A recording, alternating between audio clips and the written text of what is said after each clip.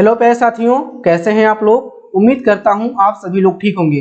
प्यारे साथियों, एक बार फिर से आपका स्वागत है हमारे यूट्यूब चैनल मिडी साइंस ट्यूटोरियल में। फ्रेंड्स, आप सभी को पता होगा इस समय हम लोग ESIC, DSSB और OSSC लैब टेक्नीशियन का प्रिपरेशन कर रहे हैं और आज की क्लास में ESIC लैब टेक्नीशियन के प्रीवियस ईयर पेपर को सॉल्व करने वाले हैं। ये आपका जो पेपर है 2016 का है। इस पेपर को सॉल्व करके ये पता चलेगा कि आपके एग्जाम का पैटर्न क्या है, यानी कि आपके प्रश्न कहाँ से पूछे जाते हैं, किस किस से पूछे जाते हैं और उनका लेवल क्या होता है। साथ में आपका प्रैक्टिस तो होगा ही। अगर आपको इसका PDF नोट्स चाहिए तो हमारा टेलीग्राम का लिंक डिस्क्रिप्शन बॉक्स में दिया गया है, उसको ज्वाइन कर सकते हैं। अगर आप हमें इंस्टा पे नहीं फॉलो किए हैं तो हमारा ID है मनी तिवारी 123, इस पे जाके आप हमें फॉलो कर सकते हैं। अगर आपको कोई क्वेरीज है, कोई डाउट्स है तो हमारा व्हाट्सएप नंबर है 6307781882, इस पे मैसेज करके अपने क्वेरीज को सॉल्व कर सकते हो। तो चलिए फ्रेंड्स, देरी ना करते हुए आज के पेपर के पहले प्रश्न से शुरुआत करते हैं। आज का जो पहला प्रश्न है वो कुछ इस प्रकार से है, which of the following are fat soluble vitamin, यानी कि इनमें से कौन सा फैट सॉल्युबल विटामिन है।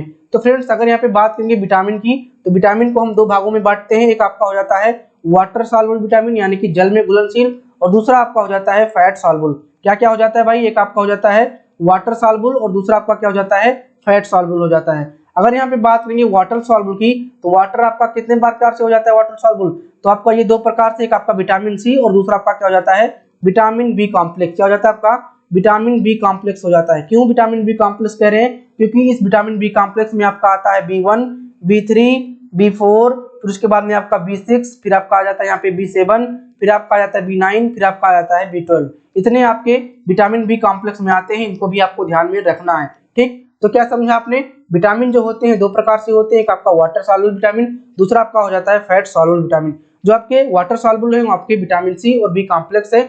अब यहाँ पे हम ऑप्शंस को देखते हैं। देखिए, ऑप्शन ए में दिया है आपका ADEK, यानी कि यहाँ पे कहीं भी बी और सी का जिक्र नहीं है, इसलिए option number A is the right answer जाएगा। देखो, बी वाले में आपका सी का जिक्र किया गया है और सी वाले में आपके बी का जिक्र किया गया है, इसीलिए आपके दोनों ऑप्शन गलत हो जाते हैं, क्योंकि इसमें आपके वाटर सॉल्युबल के विटामिन शामिल है। ठीक, तो फैट सॉल्युबल विटामिन कितने हुए, आपका हो गया ADEK, ये सब आपके क्या है, ये आपके फैट सॉल्युबल विटामिन है। ठीक है, चलिए बच्चों नेक्स्ट पे आते हैं। नेक्स्ट हमारा सेकंड नंबर का MCQ, ये कह रहा है कि dot dot contribution of formation of cerebro spinal fluid, यानी कि सेसव के फॉर्मेशन में किसका यहाँ पे कंट्रीब्यूशन होता है। ठीक है, एपिड्रेनल सेल या फिर आपका ठीक है कोराइड्स फ्लेक्सस या फिर आपका नेफ्रॉन या फिर आपका एस्ट्रोसाइट्स। तो फ्रेंड्स, अगर आप यहाँ राइट आंसर की बात करेंगे तो सेसव के फॉर्मेशन में आपका जो मदद करता है वो ऑप्शन नंबर बी यानी कि कोरोनाइड फ्लेक्सस होता है। तो option number B is the right answer जाएगा। ठीक, नेक्स्ट पे आ जाते हैं। नेक्स्ट हमारा थर्ड नंबर का MCQ है, ये कह रहा है कि विटामिन इज रिक्वायर्ड फॉर, यानी कि जो विटामिन की आवश्यकता है वो कहाँ पे होती है। Changes of prothrombin to thrombin, यानी कि प्रोथ्रोम्बिन को थ्रोम्बिन में चेंज करने के लिए इसकी आवश्यकता है, या फिर आपका सिंथेसिस ऑफ प्रोथ्रोम्बिन, यानी कि प्रोथ्रोम्बिन के सिंथेसिस में संश्लेषण में आवश्यकता है, या फिर आपकी स्कर्वी डिजीज में या फिर आपका रिक्टस डिजीज में इसकी आवश्यकता है। तो फ्रेंड्स, जो विटामिन के होता है ये आपके प्रोथ्रोम्बिन के सिंथेसिस में मदद करता है, यानी कि प्रोथ्रोम्बिन के संश्लेषण में मदद करता है। तो option number B is the right answer जाएगा। अगर यहाँ पे बात किया जाए प्रोथ्रोम्बिन को थ्रोम्बिन में कौन बदलता है, तो यहाँ पे उपस्थित होते हैं कैल्शियम आयन और साथ में आपका जो है थ्रोम्बिन एक्टिवेटर। कौन से भाई, आपके जो प्रोथ्रोम्बिन एक्टिवेटर है वो यहाँ पे मदद करते हैं। कौन, आपके प्रोथ्रोम्बिन एक्टिवेटर। ठीक है, जो प्रोथ्रोम्बिन एक्टिवेटर होते हैं वो इसमें क्या करते हैं, मदद करते हैं। ठीक, अब यहाँ पे बात करेंगे जो प्रोथ्रोम्बिन है उसका संश्लेषण कहाँ से होता है, तो उसका संश्लेषण आपके लीवर में होता है। तो कितनी बातें आप लोगों ने यहाँ पे ध्यान दिया, यहाँ पे आपने ये ध्यान दिया कि जो आपके विटामिन के है, ठीक है, विटामिन के है उसका आवश्यकता होता है थ्रोम्बिन के सिंथेसिस में, यानी कि प्रोथ्रोम्बिन के संश्लेषण में। हमने अभी आप ये थ्रोम्बिन बोल दिया तो उसको ध्यान रखना, प्रोथ्रोम्बिन होगा प्रोथ्रोम्बिन के संश्लेषण में। प्रोथ्रोम्बिन जो बनता है कहाँ पे बनता है, वो आपके लीवर में बनता है, और प्रोथ्रोम्बिन को थ्रोम्बिन में बदलने के लिए किसकी आवश्यकता होती है, तो आपके कैल्शियम आयन की, साथ साथ में आपको थ्रोम्बिन एक्टिवेटर की आवश्यकता होती है। ठीक है, अगर यहाँ पे बात किया जाए स्कर्वी डिजीज की तो स्कर्वी डिजीज आपके विटामिन सी की वजह से और आपका जो रिक्टस है आपके विटामिन डी की वजह से हो जाता है। ठीक है, नेक्स्ट पे आ जाते हैं बच्चा। नेक्स्ट हमारा यहाँ पे 4 नंबर का MCQ है, ये कह रहा है कि dot dot play an important role in sleep big cycle, यानी कि इनमें से कौन सा स्लीप बिग साइकिल में मदद करता है। ऑप्शन सी है स्पाइनल कॉर्ड, दूसरा है आपका सेरेब्रम, तीसरा आपका है हाइपोथैलेमस और चौथा आपका है एपिथैलेमस। तो अगर बात किया जाएगा स्लीप बिग साइकिल में तो आपका ये हाइपोथैलेमस मदद करता है। Option number C is the right answer हो जाएगा। नेक्स्ट पे आते हैं। नेक्स्ट हमारा 5 नंबर का MCQ रहेगा, ये कह रहा है कि vitamin C is required for preventing, यानी कि विटामिन सी किसके रोकथाम के लिए आवश्यक है, स्कर्वी डिजीज के रोकथाम के लिए, या फिर आपका रिक्टस के लिए, या फिर आपका प्लेग्रा के लिए, या फिर आपका नाइट ब्लाइंडनेस के लिए। तो अगर यहाँ पे बात किया जाए विटामिन सी डिफिशियंसी डिजीज कौन सा होता है, तो आपका स्कर्वी डिजीज होता है। तो option number A is the right answer जाएगा, scurvy is the right answer जाएगा, क्योंकि इसी के रोकथाम के लिए विटामिन सी की आवश्यकता है। अगर यहाँ पे बात करेंगे रिक्टस किसके लिए भाई आवश्यक है, तो आपका जो विटामिन D3 है, ठीक है, या फिर विटामिन डी कह सकते हो, विटामिन जो डी है ये क्या काज करता है, अगर इसकी कमी हो जाती है तो रिक्टस रोग हो जाता है। तो यहाँ पे आपका रिक्टस के लिए विटामिन डी पे जाएगा। पेलाग्रा की अगर बात किया जाएगा तो आपका विटामिन B3, ठीक है, क्या विटामिन B3 हो जाएगा, जिसको हम, इसका जो केमिकल नेम है नियासिन हो जाता है, इसको नियासिन भी कह सकते हो। तो पेलाग्रा जो है आपके नियासिन की कमी से हो जाता है। पेलाग्रा को हम और चीजों के नाम से जानते हैं क्या, ठीक है, 3D विटामिन के नाम से, 3D विटामिन के नाम से जानते हैं। क्यों, क्योंकि 3D वाले विटामिन, या फिर कह सकते हैं पेलाग्रा के केस में आपका 3 कंडीशन बनता है। एक आपका डायरिया का, क्या बनता है आपका, एक आपका डायरिया का बनता है, दूसरा आपका किसका, डर्मेटाइटिस का, यानी कि स्किन की बीमारी का बनता है, डर्मेटाइटिस की बनता है, ठीक है, डर्मेटाइटिस का बनता है। उसके बाद में एक आपका क्या बनता है, मेंटल डिसऑर्डर कह सकते हो, जिसमें कहते हैं डेमेंशिया कहते हैं, ठीक है, डेमेंशिया कहते हैं। ये 3 कंडीशन बनते हैं आपके किसमें, पेलाग्रा में, इसलिए इसको क्या कहते हैं, इसको हम 3D विटामिन के नाम से जानते हैं। नाइट ब्लाइंडनेस विटामिन ए की कमी से हो जाता है, जिसको आप हिंदी में रतौंधे भी कहते हो। तो इतने पॉइंट आपको कवर हो गए होंगे, हमें उम्मीद है आपको अच्छे से समझ में आया होगा। चलिए नेक्स्ट पे आ जाते हैं। नेक्स्ट हमारा यहाँ पे 6 नंबर का MCQ है। ये कह रहा है कि the basic structural and functional unit of nervous system is, यानी कि जो आपका नर्वस सिस्टम है इसका बेसिक और फंक्शनल यूनिट क्या होता है, ठीक है, यानी कि बेसिक स्ट्रक्चरल और फंक्शनल यूनिट क्या होता है, गैंग्लियंस, न्यूरॉन्स, नेफ्रॉन्स, या फिर आपका सिनेप्स। तो इसका जो राइट आंसर जाएगा आपका option number B is the right answer जाएगा, neurons is the right answer जाएगा। अगर यहाँ पे बात करोगे गैंग्लियंस की, तो जो आपके ठीक है कह सकते हो जो नर्व सेल होते हैं इनका एक जो कॉम्बिनेशन होता है, फिर कह सकते हो जो इकट्ठा हो जाते हैं, तो इसको हम क्या कहते हैं, इनको हम गैंग्लियंस कहते हैं। इसको भी आपको ध्यान में रखना है। कह सकते हो क्लस्टर ऑफ नर्व सेल, ठीक है, क्या कह सकते हो, क्लस्टर ऑफ नर्व सेल, ठीक है, cluster of nerve cell in the body, in the body, इसको क्या कहोगे आप, गैंग्लियन कहोगे। न्यूरॉन को आपको पता चल गया कि जो आपका ये है क्या है, basic structural and function unit है आपके नर्वस सिस्टम का, यानी कि अकेले की अगर बात करोगे तो आपका न्यूरॉन्स कहलाता है। नेफ्रॉन क्या होता है, तो आपका ये किडनी का फंक्शनल यूनिट है, ठीक है, किडनी का स्ट्रक्चरल और फंक्शनल यूनिट है, इसको भी आपको यहाँ पे ध्यान में रखना है। सिनेप्स क्या होते हैं, तो जो आपके दो नर्व्स होते हैं, कह सकते हो नर्व्स या न्यूरॉन्स, दो न्यूरॉन्स जो होते हैं इनके बीच की जो भाग होती है उसको हम सिनेप्स कहते हैं। इसी के द्वारा आपका जो संदेश है या फिर कोई भी जो भी आपका मैटर है उसको इधर से उधर किया जाता है, ठीक है, इसको आपको यहाँ पे ध्यान में रखना है। तो हमें उम्मीद है कि आपको समझ में आ गया होगा। सॉरी भाई मेरा बॉटल गिर गया, ठीक है। चलिए नेक्स्ट पे आते हैं। नेक्स्ट हमारा 7 नंबर का MCQ है। ये कह रहा है कि the deficiency of vitamin D cause. देखो यहाँ पे एक चीज ध्यान रखना, यहाँ पे विटामिन से बहुत सारे प्रश्न पूछे गए हैं, ठीक है।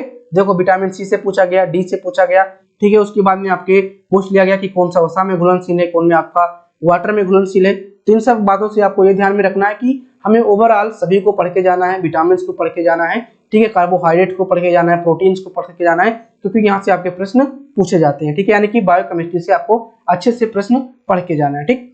तो यहाँ पे पूछा है कि विटामिन डी की डिफिशियंसी से कौन सी बीमारी होगी, चाहे आप यहाँ पे कह दो डिफिशियंसी से, चाहे कह लो कि कमी से, कौन सा बीमारी होगा। तो हमने बताया इसका भी आपके विटामिन सी के, रिक्टस आपका किसके द्वारा होगा, तो आपके विटामिन डी से। बेरी बेरी किसके द्वारा होगा, कोई बताएगा भाई, B1 के द्वारा, ठीक है, B1 के द्वारा। और अगर यहाँ पे बात करेंगे नेक्टो, ठीक है, नेक्ट्रोपिया के द्वारा, तो आपका ये रतौंधी है भाई साहब, ठीक है, इसको बोलना नहीं है आपको, ये रतौंधी है, विटामिन ए की कमी से इसका रोग हो जाता है, ठीक है। तो विटामिन सी की कमी से इसका भी, विटामिन डी की कमी से आपका रिक्टस। तो जो आपका रिक्टस है आपके किस में होता है, आपके चाइल्ड में होता है। अगर यही किस में हो जाता, अगर ये एडल्ट में होता तो इसको क्या कहते हैं, इसको हम ऑस्टियोमाइलाइटिस कहते हैं। क्या कहते हैं, ऑस्टियोमाइलाइटिस कहते हैं, ऑस्टियोमाइलाइटिस कहते हैं, ठीक है, माइलाइटिस कहते हैं, ठीक है। इसको ध्यान में रखना, हिंदी में लिख दिए, कॉपी में नोट कर लेना। अगर बात करेंगे B1 की, तो B1 का रासायनिक विनिमय क्या हो जाता है भाई, आपका थायमीन हो जाता है। तो आपको क्या समझना है, यहाँ पे आपको ये समझना है कि विटामिन के बारे में हमको डिटेल पढ़ना है, ना कि हम उसके डिफिशियंसी के बारे में पढ़ लें, किससे कौन सी बीमारी हो जाएगी, वसा में कौन सा है, जल में कौन सा है, उसके रासायनिक नेम को भी याद करना है, क्योंकि कभी कभी ये भी आपका पूछा जा सकता है, ठीक है। चलिए नेक्स्ट पे आते हैं। नेक्स्ट हमारा यहाँ पे 8 नंबर का MCQ है, और 8 नंबर का MCQ कह रहा है कि somatic nervous system consist of dot dot pair of cranial nerve, यानी कि जो क्रेनियल नर्व है वो कितना पेयर होता है, ठीक है, 12, 18 या फिर आपका 65 या फिर आपका 8। तो ऑप्शन नंबर यहाँ पे आपका जाएगा option number A is the right answer, क्योंकि जो आपके 12 पेयर है वो आपके क्रेनियल नर्व पाए जाते हैं आपके सोमेटिक नर्वस सिस्टम में। इसको भी आपको ध्यान में रखना है। सोमैटिक नर्वस सिस्टम का मतलब हो जाता है आपके शरीर के तंत्रिका तंत्र में आपके कितने कर्नेरियल नर्व पाए जाते हैं, तो आपके 12 पाए जाते हैं। एमसीक्यू पे नेक्स्ट एमसीक्यू हमारा 9 नंबर का है और 9 नंबर का एमसीक्यू कह रहा है कि vitamin B12 is also known as, यानी कि जो विटामिन B12 है इसका रासायनिक नाम क्या होगा। हमने क्या कहा था, हमने ही कहा था कि आपको विटामिन से पूरी डिटेल पढ़नी है तभी जाके आपका पूरा कवर होगा। देखो यहाँ पे केमिकल नेम पूछ लिया है, ठीक है, तो आपको सभी के केमिकल नेम को लर्न कर लेना है, ठीक है। तो विटामिन B12 को क्या कहेंगे, ऑप्शंस आपके हैं साइनोकोबालामिन, कोबालामिन, मेथिलकोबालामिन या फिर आपका ब्रोमोकोबालामिन। तो देखो भाई विटामिन B12 की बात करोगे तो इसका राइट आंसर जो हो जाएगा वो आपका option number A is the right answer हो जाएगा, यानी कि इसको हम साइनोकोबालामिन के नाम से जानते हैं। ध्यान देना, जो आपका साइनोकोबालामिन है और जो आपका मेथिलकोबालामिन है दोनों आपका क्या हो जाता है, विटामिन B12 हो जाता है। बस जो आपका मेथिलकोबालामिन है इसका क्या होता है, सिंथेसिस होता है। क्या होता है आपका, ठीक है, सॉरी, ये खुद से बनता है नेचुरली, ठीक है, ये क्या होता है आपका नेचुरली बनता है। और जो आपका कोबालामिन है इसका क्या होता है, सिंथेसिस होता है, ठीक है, ये आउटसोर्स से लिया जाता है, इसका क्या होता है, सिंथेसिस होता है। ये दोनों डिफरेंस हो जाते हैं आपके साइनोकोबालामिन में और आपके मेथिलकोबालामिन में। ज्यादातर आपके एग्जाम में साइनोकोबालामिन आता है, इसलिए आपको साइनोकोबालामिन पे ही टिक लगाना है, ठीक है। अगला प्रश्न यहाँ पे हमारा 10 नंबर का है, ये कह रहा है कि hypothalamus is otherwise known as, यानी कि हाइपोथैलेमस को और क्या कहते हो आप लोग, मेमोरी रीजन या फिर आपका वासोमीटर सेंटर या फिर आपका ब्रेस्का एरिया या फिर आपका रिफ्लेक्स एक्ट। तो यहाँ पे जो राइट आंसर जाएगा option number A is the right answer जाएगा, क्योंकि मेमोरी रीजन को हम कहते हैं, option number A is the right answer जाएगा, ठीक है। चलिए फ्रेंड्स आते हैं अपने नेक्स्ट एमसीक्यू पे। नेक्स्ट एमसीक्यू हमारा 11 नंबर का होगा। ये कह रहा है कि Wilson disease occur to the accumulation of the dot dot in the tissue, यानी कि विल्सन डिजीज में आपके टिश्यू में किसका एक्यूमुलेशन हो जाता है, किसका एकत्रीकरण हो जाता है। तो अगर बात करेंगे विल्सन डिजीज की, तो विल्सन डिजीज एक प्रकार का जेनेटिक डिजीज है, यानी कि आपके जीन के द्वारा उत्पन्न होने वाला डिजीज है। और अगर बात करेंगे एक्यूमुलेशन की, यानी कि किसका एकत्रीकरण हो जाता है आपके टिश्यू में, तो ऑप्शन से आपके जिंक, कॉपर, मैग्नीशियम और आपका कैल्शियम, और आपके किसका होता है, आपके कॉपर का हो जाता है, इसलिए option number B is the right answer हो जाएगा, ठीक है। नेक्स्ट पे आते हैं। नेक्स्ट हमारा 12 नंबर का एमसीक्यू है। ये कह रहा है कि which of the following are called as major mineral, यानी कि सबसे अधिक मात्रा में कौन सा मिनरल आपके बॉडी में पाया जाता है। Calcium, phosphorus, magnesium, copper, calcium, sodium, या फिर आपका कैल्शियम, सोडियम, आयरन, या फिर आपका मैग्नीशियम, आयोडीन और आपका जिंक। तो देखिए इस चार्ट के माध्यम से आपको कवर हो जाएगा कि इसका राइट आंसर क्या होगा। देखिए मिनरल्स की अगर बात किया जाएगा तो मिनरल्स आपके दो भागों में बढ़ जाते हैं, एक आपका मेजोर और आपका ट्रेस। तो ट्रेस वाला होता है वो कम मात्रा में पाया जाएगा, इसको आप माइक्रो और माइक्रो, ठीक है, माइक्रो और माइक्रो कह सकते हो, यानी कि जो माइक्रो यानी कि बड़े रूप में पाए जाते हैं, और एक कह सकते हो माइक्रो, ठीक है।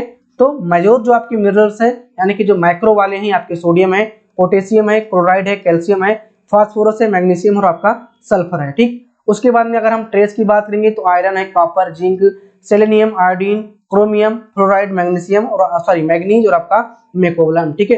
तो अगर यहाँ पे बात सॉरी मेकोबोलाम नहीं मॉलिब्डेनम है, ठीक है, मॉलिब्डेनम, ठीक। तो यहाँ पे अगर बात किया जाएगा पूछा क्या है, तो मेजर मिनरल्स को पूछा गया है, तो इसलिए आपको कवर कर लेना होगा। और जो इसका राइट आंसर बनेगा इसमें कौन सा जाएगा, इसका जो राइट आंसर बनेगा यहाँ पे आपका option number A is the right answer जाएगा, क्योंकि मेजोर में आपके कैल्शियम आ जाएगा, फास्फोरस आ जाएगा और आपका क्या आ जाएगा, मैग्नीज आ जाएगा, ठीक है। क्या क्या आ जाएगा आपका, एक आपका कैल्शियम आ जाएगा, ठीक है, एक आपका फास्फोरस आ जाएगा और एक आपका मैग्नीज आ जाएगा, ठीक है, ये तीन आ जाएंगे और यही आपकी मेजोर है, ठीक है। चलिए नेक्स्ट पे आते हैं। नेक्स्ट हमारा 13 नंबर का एमसीक्यू है। ये कह रहा है कि iron is an important component of, यानी कि आयरन किसका इंपॉर्टेंट कंपोनेंट है, हीमोग्लोबिन का, ठीक है, सेलुलोप्लाज्मिन का, या फिर आपका ट्रांसफरेज का, या फिर आपके ट्रांसमिनेज का। तो सभी को पता है कि जो आपका हीमोग्लोबिन होता है ये आपके दो भाग से मिलकर बना होता है, एक आपका हीम और दूसरा आपका क्या हो जाता है, ग्लोबिन। क्या हो जाता है आपका, ग्लोबिन। ग्लोबिन जो आपका एक प्रकार के प्रोटीन वाला पार्ट हो जाता है, और हीम किससे बना होता है, तो आपके आयरन से मिलकर बना होता है, ठीक है। किस आयरन से, तो आपके फेरस से, ठीक है, यानी कि Fe+2 से बना होता है।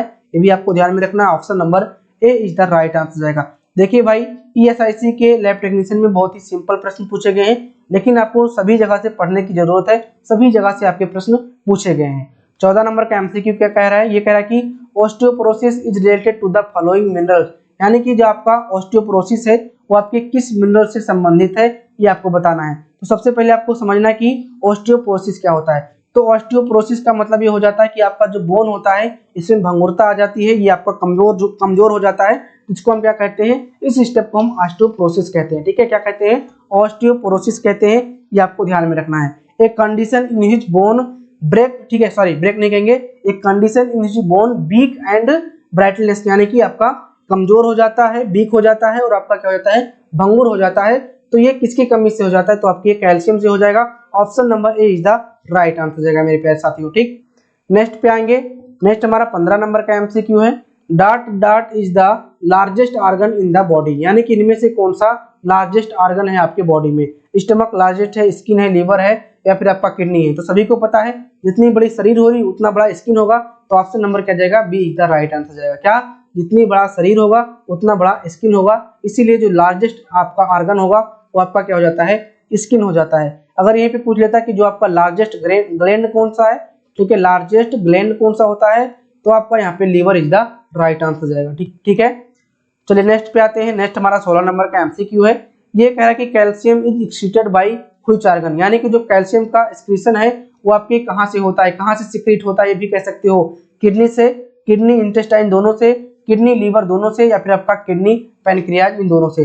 तो बहुत सारे बच्चे यहाँ पे किडनी लगा के चले आएंगे, लेकिन राइट आंसर हो जाएगा आपका ऑप्शन नंबर बी, किडनी और इंटेस्टाइन, क्योंकि जो कैल्शियम का एक्सक्रीशन है वो आपके किडनी और इंटेस्टाइन दोनों के साथ में होता है। तो option number B is the right answer जाएगा। अगला प्रश्न यहाँ पे हमारा 17 नंबर का है, और 17 नंबर का एमसीक्यू कह रहा है कि the substances that readily evaporated are called as, यानी कि ऐसा सबस्टेंस जो रेडली इवापोरेट हो जाता है, भाप के रूप में उड़ जाता है, उसको क्या कहते हैं। सम लिमिटेड सबस्टेंस, या फिर आपका वोलाटाइल सबस्टेंस, या फिर आपका ठीक है डिल्यूसेंट सबस्टेंस, या फिर आपका ठीक है हाइड्रोस्कोपिक सबस्टेंस। तो इसका जो राइट आंसर जाएगा आपका वोलाटाइल होते हैं। तो जो आपका वेपर के रूप में निकल जाते हैं, भाप के रूप में निकल जाते हैं, उनको क्या कहते हैं, वेपर कहते हैं। तो उनको हम वोलाटाइल कहते हैं। तो ऑप्शन नंबर क्या जाएगा, B is the right answer जाएगा। ठीक है, अगर हम बात करेंगे सब लिमिटेड सबस्टेंस, तो ये क्या होते हैं, ये आपके हो जाते हैं जो ठोस होते हैं। ठीक है, जो कह सकते हो जो सॉलिड हैं, जो ठोस हैं, वो सीधे किस में बदल जाते हैं, गैस में बदल जाते हैं। तो उसको हम सबलाइम्ड सबस्टेंस कहते हैं। ठीक है, जैसे आपका कपूर हो गया, ये आपका क्या है, आपका सबलाइम्ड सबस्टेंस है। ठीक है, चलिए नेक्स्ट पे आते हैं। नेक्स्ट हमारा 18 नंबर का एमसीक्यू है। ये कह रहा है कि which of the following is not related to heart attack, यानी कि जो आपका हृदय आघात है इससे कौन सा संबंधित नहीं है। ठीक है, एलिवेटेड ब्लड प्रेशर, यानी कि बढ़ा हुआ ब्लड प्रेशर नहीं संबंधित है, स्ट्रेस नहीं संबंधित है, कोलेस्ट्रॉल नहीं संबंधित है, या फिर आपका मैरमस नहीं संबंधित है। तो जो राइट आंसर जाएगा option number D is the right answer जाएगा, क्योंकि अगर आपका कोलेस्ट्रॉल बढ़ा होगा तब भी हार्ट अटैक आ सकता है। अगर आपके पास ठीक है स्ट्रेस है तो आपका हाइपरटेंशन का कंडीशन बनेगा, तब भी आपको यहाँ पे हार्ट अटैक हो सकता है। ब्लड प्रेशर तो इंक्रीज है तब तो आपको हो ही सकता है। तो आपका जो राइट आंसर बनेगा ऑप्शन नंबर डी जाएगा, क्योंकि यही आपका इससे रिलेटेड नहीं है। अगर बात करेंगे मैरमस का मतलब क्या हो जाता है, तो कह सकते हो इसका मतलब होता है अति कुपोषण। क्या, अति कुपोषण। और अति कुपोषण का मतलब क्या हो जाता है कि आपको प्रोटीन के साथ साथ में जो अदर प्रकार के सबस्टेंस है जिससे आपको ऊर्जा मिलता है वो आपके शरीर में नहीं है, तो उसको हम मैरमस का कंडीशन बताते हैं। ठीक है, चलिए नेक्स्ट पे आते हैं। नेक्स्ट हमारा 19 नंबर का एमसीक्यू बनेगा, और 19 नंबर का एमसीक्यू कह रहा है कि which of these preparation is designated to the instituted into the eye, यानी कि इसमें से जिसका प्रिपरेशन किया जाता है, ठीक है, आंखों के लिए किसका प्रिपरेशन किया जाता है ये आपको बताना है। ठीक है, आप ये कह सकते हो प्रिपरेशन बना रहे हो, एक आप स्किन के लिए प्रिपरेशन बनाओगे, एक आप कान के लिए बनाओगे, ठीक है, नेजल के लिए बनाओगे, ऐसे आंखों के लिए किसका प्रिपरेशन होगा। ठीक है, तो आपका ऑप्शन क्या है, ophthalmic preparation, dermal preparation, nasal preparation, या फिर आपका ठीक है ओटिक्स प्रिपरेशन। तो आपका राइट आंसर जाएगा option number A is the right answer. Dermal की बात करेंगे तो स्किन के लिए प्रिपरेशन बनाओगे, नेजल के लिए आपका नेजल के लिए यानी कि नाक के लिए बनाओगे, ठीक है, नोज के लिए बनाओगे। जो आपका ठीक है ओटिक्स होता है या फिर किसके लिए, आपकी ये ईयर के लिए हो जाता है, यानी कि आपके कान के लिए हो जाता है। इसको भी आपको ध्यान में रखना है। ठीक है भाई, यहाँ पे एक्सप्लेनेशन जो है थोड़ा तेज कर रहे हैं क्योंकि 50 प्रश्नों को हम लोग को सॉल्व करना है, तो थोड़ा सा आप लोग तेज ही पढ़िए, ठीक है, ताकि हम लोग जल्दी जल्दी अपने प्रश्नों को सॉल्व कर सके। 20 नंबर का एमसीक्यू क्या कह रहा है, ये कह रहा है कि the total magnesium content of human body is nearest to, यानी कि जो आपका मैग्नीशियम का नॉर्मल रेंज है आपके बॉडी में वो कितना होगा, नियरेस्ट अबाउट 5 ग्राम होगा, या फिर आपका 10, या फिर आपका 15, या फिर आपका 25। तो अगर बात करेंगे 20 के राइट आंसर की तो आपका 25 ग्राम होगा। Option number D is the right answer जाएगा। ठीक है, अगला आपका 21 नंबर का एमसीक्यू है, ये कह रहा है कि vitamin E is also useful for, यानी कि विटामिन ई किसके लिए यूजफुल है, स्किन वेलबींग के लिए, बोन फॉर्मेशन के लिए, हिम फॉर्मेशन के लिए, या फिर आपका हेयर फॉर्मेशन के लिए। तो option number A is the right answer जाएगा। जो विटामिन ई है वो आपकी स्किन के लिए अच्छा होता है। अगर बोन के लिए बात किया जाएगा तो आपका विटामिन डी हो जाएगा। ठीक है, अगर बात करेंगे हिम के लिए तो आपके जो बी कॉम्प्लेक्स है, ठीक है, बी कॉम्प्लेक्स है, और बी कॉम्प्लेक्स में जो पर्टिकुलरली आपका B12 होता है ये आपकी हिम के फॉर्मेशन में मदद करता है कहीं ना कहीं। और अगर हेयर ग्रोथ की बात करोगे तो आपका कौन सा हो जाता है, B7, यानी कि आपका जो बायोटिन है ये आपके हेयर ग्रोथ के लिए माना जाता है। तो ये आपका कुछ इस तरह से इसका आंसर हो जाएगा, option number A is the right answer. ठीक है, नेक्स्ट पे आते हैं। नेक्स्ट हमारा 22 नंबर का एमसीक्यू है। ये कह रहा है कि daily requirement of iron normal adult mail is about, यानी ये कह रहा है कि जो आपका डेली रिक्वायरमेंट है आपके आयरन का, वो भी किसमें, आपके जो एडल्ट मेल है वो कितना होता है, 2 ग्राम या फिर आपका 8 मिलीग्राम, ठीक है, 15 मिलीग्राम या फिर आपका 20 मिलीग्राम। ठीक है, 2 मिलीग्राम, 8 मिलीग्राम या 15 या फिर आपका 20 मिलीग्राम। तो फ्रेंड्स यहाँ पे अगर राइट आंसर की बात किया जाए तो option number B is the right answer, 8 milligram is the right answer हो जाएगा। जो एडल्ट मेल है उनका जो नॉर्मल, ठीक है, जो एडल्ट मेल है उनके जो आयरन का रिक्वायरमेंट है वो आपका कितना होगा, 8 मिलीग्राम होगा। ठीक है, नेक्स्ट आपका क्या है, 23 नंबर का एमसीक्यू है। ये क्या कह रहा है कि ये कह रहा है कि substances whose aqua solution conduct electricity are known as, यानी कि जो आपके एक्वा सॉल्यूशन में इलेक्ट्रिसिटी को कंडक्ट कराते हैं उनको क्या कहते हैं। ठीक है, यानी कि आपका एक एक्वा सॉल्यूशन है, इस एक्वा सॉल्यूशन में हम क्या डालते हैं जो कि आपको इलेक्ट्रिसिटी को पास कराते हैं, इलेक्ट्रिसिटी कंडक्ट कराते हैं, कैटायन, एनायन या फिर आपके इलेक्ट्रोलाइट्स या फिर आपका एम्फोलाइट्स। तो इसका जो राइट आंसर जाएगा option number C is the right answer जाएगा, क्योंकि जो इलेक्ट्रोलाइट्स होते हैं यही क्या करते हैं, इलेक्ट्रिसिटी को कंडक्ट कराते हैं, और जो आपके कैटायन और एनायन है ये आपके इलेक्ट्रोलाइट के अंतर्गत ही आते हैं। ठीक है, एम्फीलाइट्स की बात करेंगे या फिर एम्फोलाइट्स की बात करेंगे तो इसको कहते हैं उभय। ठीक है, यानी कि जिसमें आपके कैटायन और एनायन दोनों के गुण पाए जाते हैं उनको क्या कहते हैं, एम्फोलाइट्स कहते हैं। ठीक है, चलिए नेक्स्ट पे आते हैं। नेक्स्ट हमारा 24 नंबर का एमसी हो जाता है।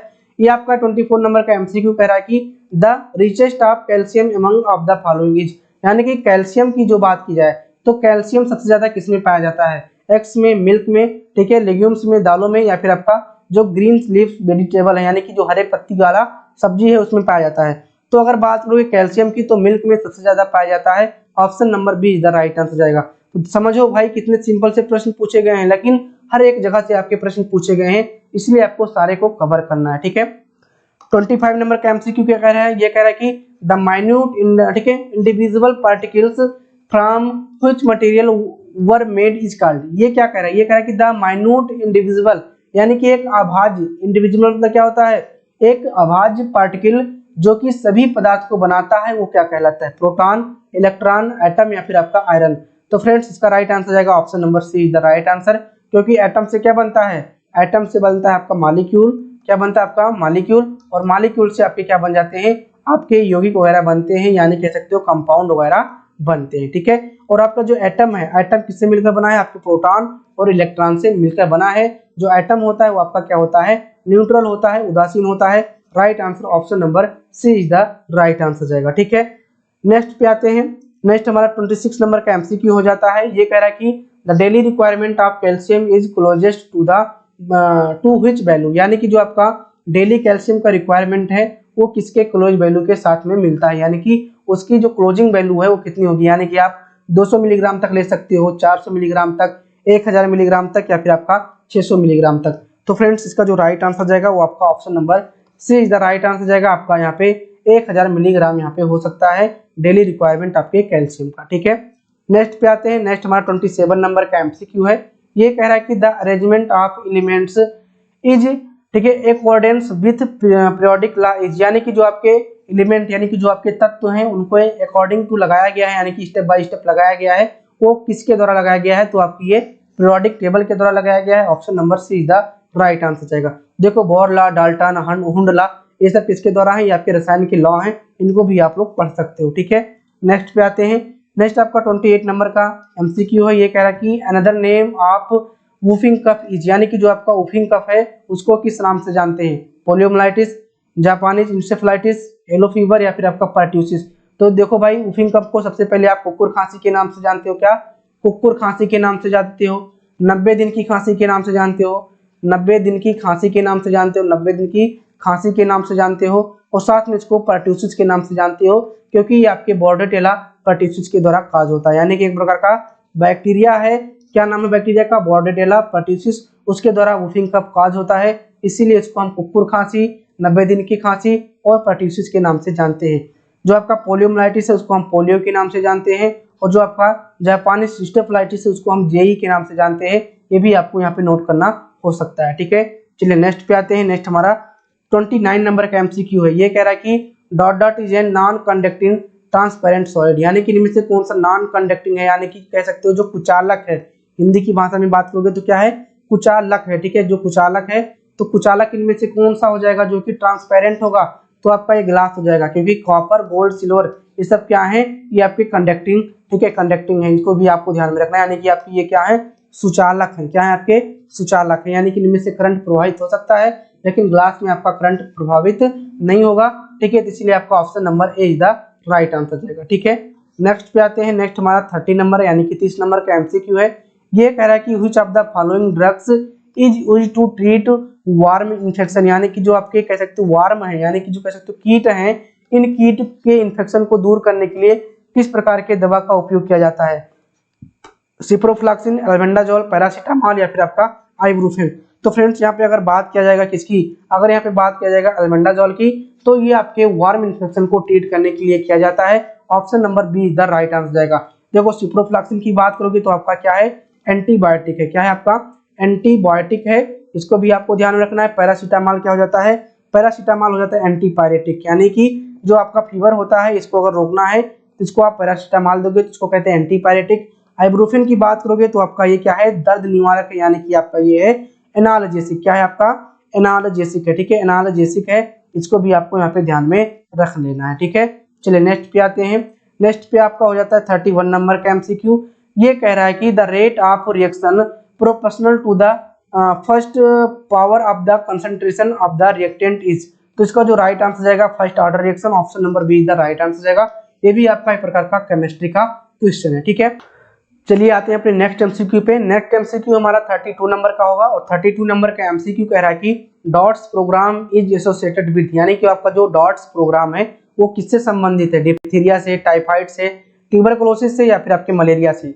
तो राइट आंसर जाएगा आपका ऑप्शन नंबर सी द, जो डॉट्स हैं, डॉट्स प्रोग्राम है वो आपके ट्यूबरकुलोसिस यानी कि टीबी से संबंधित है। ठीक है, अगर बात करोगे डॉट्स का फुल फॉर्म क्या हो जाता है, तो इसका फुल फॉर्म हो जाता है डायरेक्टली ऑब्जर्व्ड, क्या हो जाता है आपका, डायरेक्टली ऑब्जर्व्ड, ठीक है, थेरेपी, क्या हो जाता है, डायरेक्टली ऑब्जर्व्ड थेरेपी हो जाता है। तो इसको आपको ध्यान में रखना है, थेरेपी। ठीक है, स्पेलिंग भी ध्यान रखना बच्चा। ठीक है, डायरेक्टली ऑब्जर्व्ड थेरेपी हो जाता है डॉट्स का। ठीक है, चलिए नेक्स्ट पे आते हैं। नेक्स्ट हमारा 33 नंबर का एमसीक्यू है।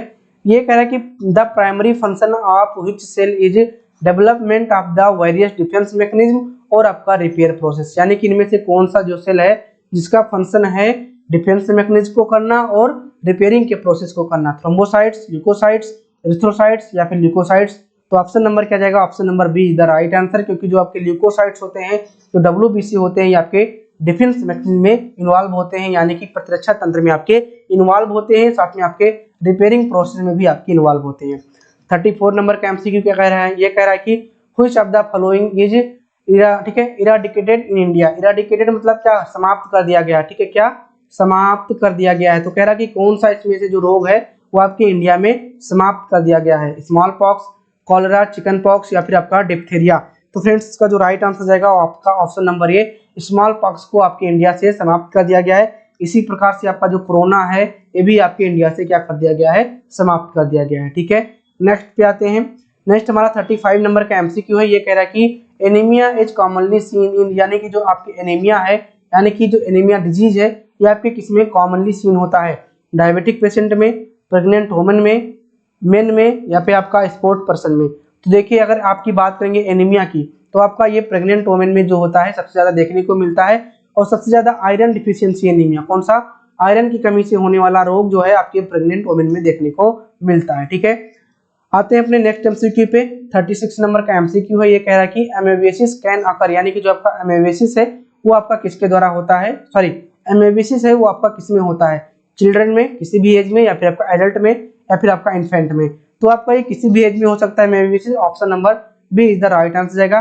किसके द्वारा होता है, तो आपका एंट अमीबा, क्या आपका एंट अमीबा, ठीक है, अमीबा हिस्टोलिटिका, एंट अमीबा हिस्टोलिटिका के द्वारा हो जाता है, हिस्टोलिटिका के द्वारा आपका क्या हो जाता है, अमेबियासिस बीमारी हो जाती है, पेचिस वाली बीमारी हो जाती है। ठीक है, नेक्स्ट आपका 37 नंबर का एमसीक्यू है। ये कह रहा है कि the ability of substance to attack, sorry the ability of a substance to attract and hold water molecule from the surrounding environment and remain in same state is known as, यानी कि एक ऐसी एबिलिटी, एक ऐसे substance की ability जो कि water molecule को क्या करता है, ठीक है, होल्ड करता है, कहाँ से, इन्वायरमेंट से होल्ड करता है, उसको हम क्या कहते हैं, ठीक है, डेलिक्वेट्स, ठीक है, डेलिक्वेसेंट या फिर आपका हाइड्रोस्कोपिक, ठीक है, एफरवेसेंट या फिर आपका, ठीक है, यूटेरेक्ट मिक्सचर, तो इसको क्या कहते हैं, हाइड्रोस्कोपिक कहते हैं।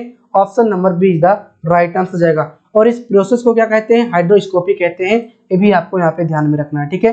38 नंबर का एमसीक्यू क्या कह रहा है, ये कह रहा है कि how many type of tissue are present in human muscular system, यानी कि ह्यूमन मस्कुलर सिस्टम में कितने प्रकार के टिश्यू पाए जाते हैं। तो आपके 3 प्रकार के टिश्यू पाए जाते हैं। कौन कौन से पाए जाते हैं भाई, एक आपका स्केलेटन मसल, क्या हो जाता है आपका, स्केलेटन मसल हो जाता है, ठीक है, स्केलेटन कह सकते हो, टिश्यू हो जाता है, मसल्स नहीं कहेंगे, ठीक है, स्केलेटन मसल टिश्यू हो जाता है। दूसरा आपका क्या होता है, स्मूथ मसल टिश्यू, क्या हो जाता है, स्मूथ मसल्स टिश्यू, ठीक है, स्मूथ मसल्स टिश्यू।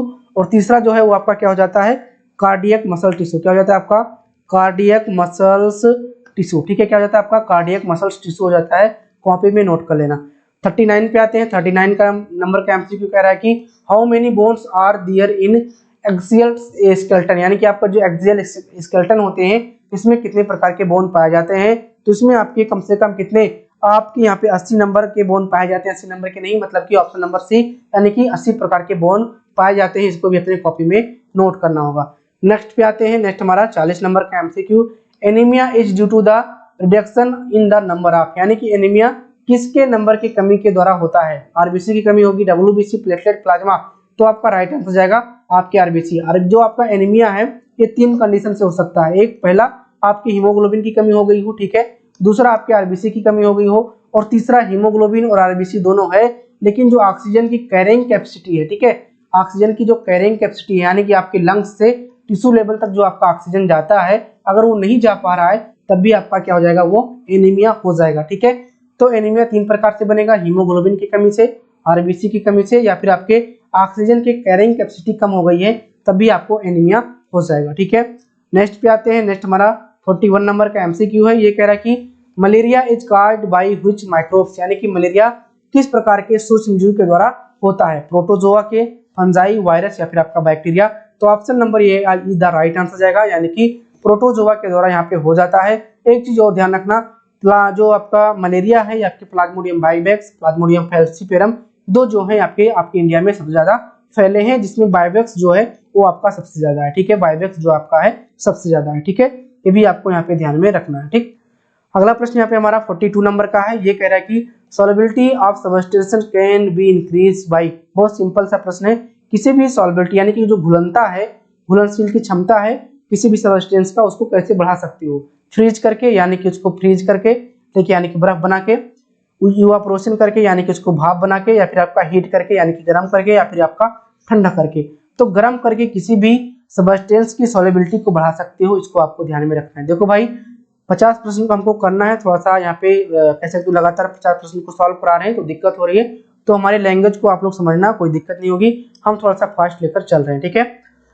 43 नंबर का एमसीक्यू कह रहा है कि chikungunya fever is transmitted by, ठीक है, चिकनगुनिया फीवर ट्रांसमिटेड बाय, यानी कि जो चिकनगुनिया फीवर है वो किसके द्वारा यहाँ पे फैलता है, ठीक है, क्यूलोसाइन मस्कीटो, क्यूलेक्स है, ठीक है, मैनसोनी है, या फिर आपका एडीज है। तो फ्रेंड्स इसका जो राइट आंसर जाएगा option number D is the right answer जाएगा, यानी कि सॉरी हाँ D is the right answer जाएगा। आपके एडीज मस्कीटो के द्वारा क्या हो जाता है, चिकनगुनिया हो जाता है, इसको आपको यहाँ पे ध्यान में रखना है। एडीज के द्वारा आपका डेंगू भी हो जाता है, इसको भी आपको यहाँ पे ध्यान में रखना है। इंसेफ्लाइटिस जो है, यानी कि जो जेई है, वो आपके क्यूलेक्स मच्छर के काटने से होता है, ठीक है। अगला 44 नंबर का एमसीक्यू, ब्लड इज ये डॉट डॉट टिश्यू, यानी कि जो आपका ब्लड है वो किस प्रकार का टिश्यू है, फाइब्रस है, कनेक्टिव है, मसल से, या फिर आपका इलास्टिक है। तो अगर बात करेंगे ब्लड, तो आपका लिक्विड कनेक्टिव टिश्यू है, हमने बहुत पहले इसको सॉल्व कराया है, option number B is the right answer जाएगा। 45 की बात किया जाए तो 45 नंबर का प्रश्न कह रहा है कि the first cervical vertebrate is also known as, यानी कि जो आपका फर्स्ट सर्वाइकल वर्टिब्रेट है उसको किस नाम से जानते हैं, तो उसको हम एटलस के नाम से जानते हैं, option number B is the right answer जाएगा। 46 पे आते हैं। 46 नंबर का एमसीक्यू कह रहा है कि the pH range of blood, यानी कि जो आपका ब्लड है उसका पीएच रेंज क्या होता है। तो ध्यान रहे हमेशा जो आपका पीएच ब्लड है उसका जो पीएच है वो आपका क्या होता है, हल्का क्षारीय होता है। तो option number A is the right answer जाएगा, क्योंकि हल्का क्षारीय में आपका 7.35 से लेकर 7.45 आपका यहाँ पे हो जाता है, इसमें कोई डाउट्स नहीं है, ठीक है। नेक्स्ट पे आते हैं। नेक्स्ट हमारा यहाँ पे 47 नंबर का एमसीक्यू बनेगा। ये कह रहा है कि oral rehydration solution does not contain, यानी कि इनमें से जो आपका ओआरएस है, ओआरएस इसमें कौन सा कनेक्ट नहीं करता, यानी कि ओआरएस में क्या पड़ा नहीं होता है। सोडियम क्लोराइड पड़ा होता है, सोडियम बाइकार्बोनेट पड़ा होता है, सोडियम साइनाइड नहीं पड़ा होता है, और आपका ऑप्शन नंबर जो डी है यानी कि ग्लूकोज ये पड़ा होता है। देखो सोडियम साइनाइड एक प्रकार का कह सकते हो जहर है, पॉइजन है, इसीलिए जो आपका राइट आंसर जाएगा option number C is the right answer जाएगा, क्योंकि पूछा है क्या पड़ा नहीं होता है, तो आपका सोडियम साइनाइड नहीं पड़ा होता है। ठीक है, चलिए नेक्स्ट पे आते हैं। नेक्स्ट हमारा 48 नंबर का एमसीक्यू है। ये क्या कह रहा है, ये कह रहा है कि toxicology is science that deals with, यानी कि जो आपका टॉक्सिकोलॉजी है वो किस साइंस के अंतर्गत डील किया जाता है। पॉइजन को हम पढ़ते हैं इसके अंदर, ड्रग्स को, इंसेक्ट को, या फिर आपके ऑर्गन्स को, तो इसको हम पॉइजन के अंदर डील करते हैं। यानी कि जब भी आपको पॉइजन का स्टडी करना होगा तो आप टॉक्सिकोलॉजी पढ़ेंगे। अगर आपको ड्रग्स का स्टडी करना है तो आप फार्माकोलॉजी पढ़ोगे। अगर आपको इंसेक्ट के बारे में पढ़ना है तो आपको एंटमोलॉजी पढ़ना होगा। क्या आपको पढ़ना होगा, एंटमोलॉजी पढ़ना होगा। ये कॉपी में नोट कर लेना, इंपॉर्टेंट है। अगर आपको ऑर्गन के बारे में पढ़ना है तो अगर उसके बारे में, ठीक है, उसकी जनरल फीचर को पढ़ना है तो एनाटॉमी, अगर उसके फंक्शन को पढ़ना है तो आपको फिजियोलॉजी पढ़ना होगा। ठीक है, नेक्स्ट पे आते हैं। नेक्स्ट हमारा यहाँ पे 49 नंबर का एमसीक्यू होगा। ये कह रहा है कि one of the main symptoms of cholera, यानी कि इनमें से एक जो सिम्टम्स है वो आपके कोलरा का है, high blood sugar, hypertension, diarrhoea, या फिर आपका माइग्रेन। तो आपका राइट आंसर क्या जाएगा, option number see the right answer जाएगा, क्योंकि मेन फंक्शन आपका डायरिया होगा। ठीक है, अगला आपका 50 नंबर का प्रश्न है। ये कह रहा है कि the type of tissue on the inner lining of the mouth and oesophagus are, यानी कि आपका जो इनर लाइनिंग माउथ का है और आपके इसोफेगस का है उसमें कौन से प्रकार के टिश्यू पाए जाते हैं। तो इसमें आपके नॉन केराटिनाइज स्टेफाइड, ठीक है, एपिथेलियम पाया जाता है। तो option number D is the right answer जाएगा। तो फ्रेंड्स टोटल हमारे पास यहाँ पे 50 एमसीक्यू थे। हमने इनको बहुत ही अच्छे तरीके से समझाया है, और जहाँ पे एक्सप्लेनेशन की आवश्यकता थी हमने उसको एक्सप्लेन भी किया है। ठीक है, तो हमें उम्मीद है आपको अच्छे से समझ में आ गया होगा। मिलते हैं अपने नेक्स्ट लेक्चर में, तब तक के लिए अपना ख्याल रखिए, स्वस्थ रहिए, मस्त रहिए। Thank you.